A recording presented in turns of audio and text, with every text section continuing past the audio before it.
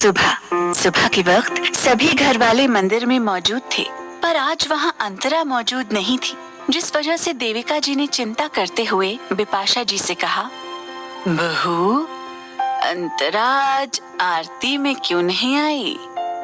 यूं तो वो जल्दी उठ जाती है, फिर आज क्या हुआ?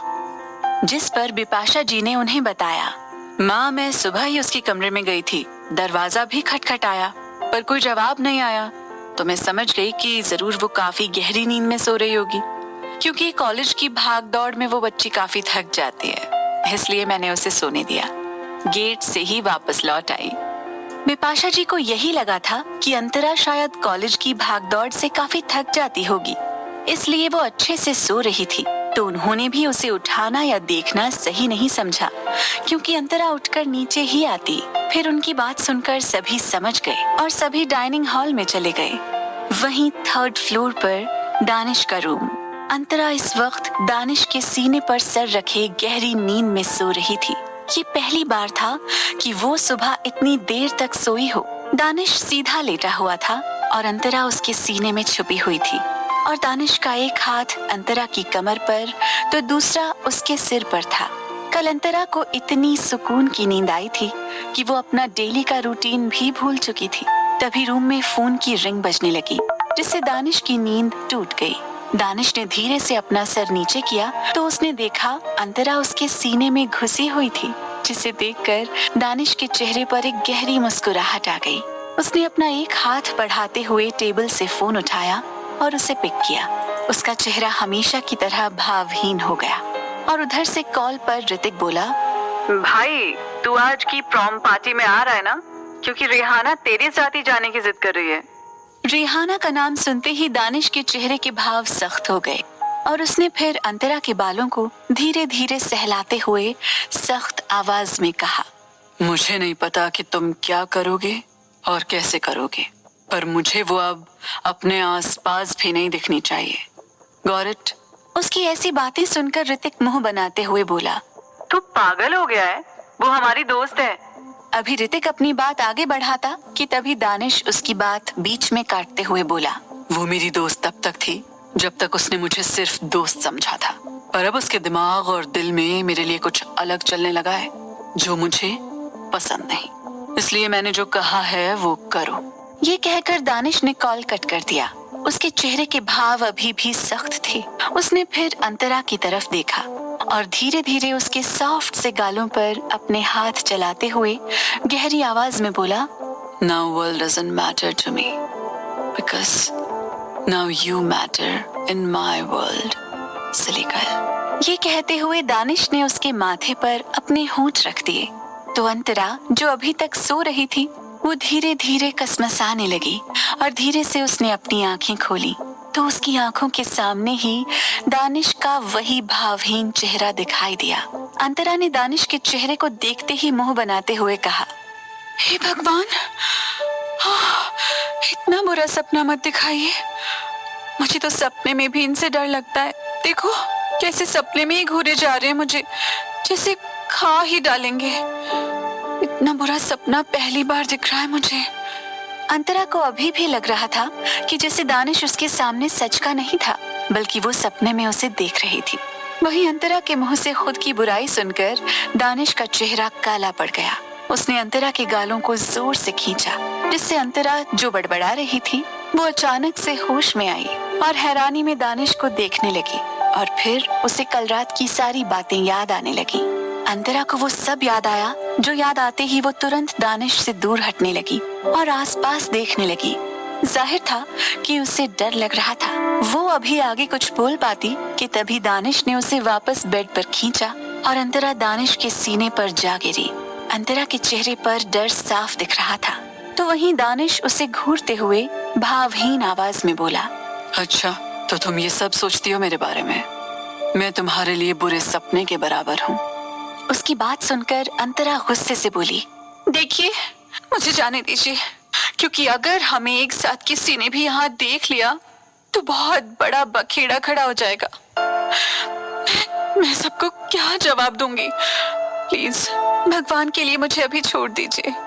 दानिश उसके घबराए चेहरे को देखकर उसे फिर छोड़ते हुए बोला, ठीक है, अभी छोड़ रहा हूँ, पर आगे से ध्यान रखना।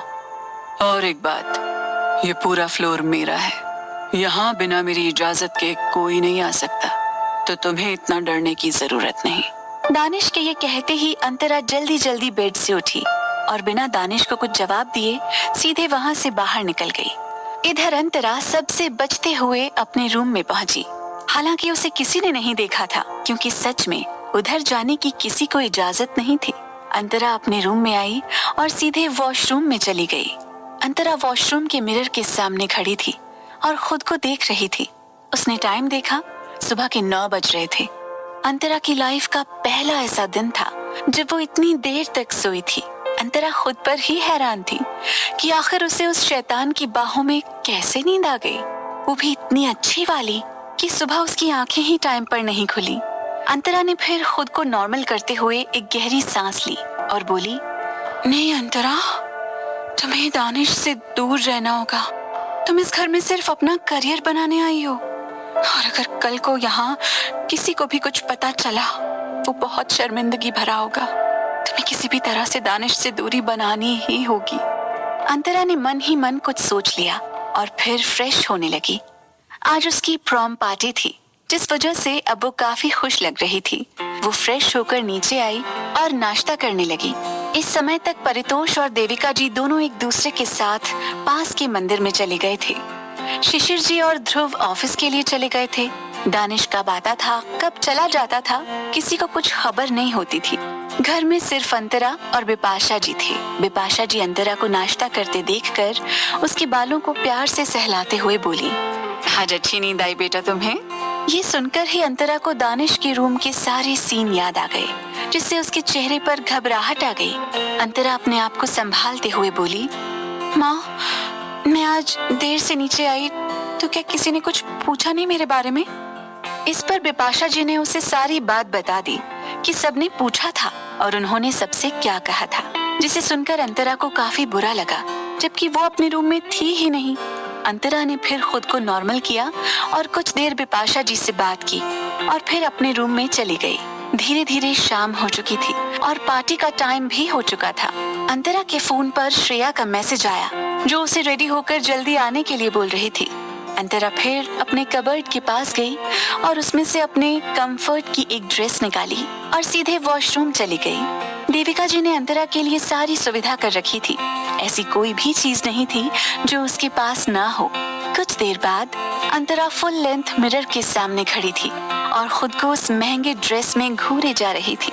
रेड कलर का फुल लेंथ ड्रेस जो स्लीवलेस था, जिसमें उसकी परफेक्ट बॉडी शेप पूरी तरह विजिबल हो रही थी, जिसमें अंतरा का फिगर बहुत अट्रैक्टिव लग रहा था। आज उसे जो भी इस लुक में देखता, वो बस देखता ही रह जाता। अंतरा ने पहली बार ऐसे कपड़े पहने थे, जिस वजह से उसे थोड़ा अजीब भी लग रहा था। पर श्रेया ने उससे बोला था कि वहाँ लोग इससे भी ज्यादा हॉट ड्रेसेस पहनकर आने वाले थे, जिस पर फिर अंतरा ने ज्यादा नहीं सोचा और रेडी होने लगी। उसने अपने लंबे बालों का एक बन बनाया। मेकअप के नाम पर उसने हल्का सा ही मेकअप किया, पर अंतरा की पर्सनालिटी अमीरों की तरह लगा करती थी, जिस पर अंतरा ने कभी ध्यान नहीं दिया था। अंतरा रेडी होने के बाद नीचे आई। उसे बिपाशा जी के सामने जाने में भी शर्म आ रही थी। अभी घर में बिपाशा जी के अलावा और कोई नहीं था, पर बिपाशा जी उसे इस लुक में देखकर दिल से बहुत खुश थी। उन्होंने उसे अच्छे से एंजॉय करने को कहा। उसके बाद अंतरा ने भी उन्हें प्यार से हक किया और फिर वो कार में बैठकर कॉलेज की तरफ चली गई। दूसरी तरफ कॉलेज में बहुत शोर था। कॉलेज के गेट से लेकर पार्टी हॉल तक रेड कारपेट बिछा हुआ था और वहाँ के सभी अमीरजादे लड़के और लड़कियाँ अपने अपने पार्टनर्स के साथ महंगे ड्रेस में आ रहे थे। उस पार्टी में टीचर शामिल नहीं थे, जिस वजह से उन्हें कोई रोक टोक नहीं थी। अभिषेक कॉलेज के गेट पर ही खड़ा होकर बेसब्री से अंतरा का इंतजार कर रहा था। आज सही मायने में अभिषेक कोई चंपू नहीं लग रहा था। वो काफी हैंडसम लग रहा था, जिससे आज उसे आसपास की लड़कियां घूरे जा रही थीं। अभिषेक ने आज फॉर्मल व्हाइट आउटफिट पहना हुआ था। उसने चश्मा नहीं लगाया था, जिस वजह से वो काफी हद तक अच्छा लग रहा था। तभी वहाँ श्रेया भी आ गई। उसने पिंक कलर की शॉर्ट वन पीस ड्रेस पहन रखी थी। वो काफी हॉट लग रही थी। उसके साथ खड़ा उसका पार्टनर भी उसे ताड़ रहा था और श्रेया तो सिर्फ अंतरा का ही इंतजार कर रही थी। वो गेट पर ही खड़ी थी कि तभी अंतरा की कार वहां आकर रुकी और अंतरा अपनी ड्रेस को संभालते हुए कार में से बाहर निकली। आसपास से गुजरने वाले सभी लड़के और लड़कियां अंतरा को उस ड्रेस में आंखें फाड़े देखने लगी। अंतरा बहुत खूबसूरत लग रही थी, यहाँ तक कि अभिषेक भी अपनी पलकें झपकाना भूल चुका था। श्रेया ने जैसे ही अंतरा को देखा वो तुरंत उसके पास जाते हुए बोली, oh my goodness Antara, you are looking so pretty यार, सीरियसली देखो सभी कैसे तुम्हें ही आंखें फाड़े देख रहे हैं। ये कहकर श्रेया मुस्कुराई। अंतरा ने ये सुनकर श्रेया को घूरा और फिर अपने आसपास नजरें फेरी तो सच में सब उससे घूर रहे थे।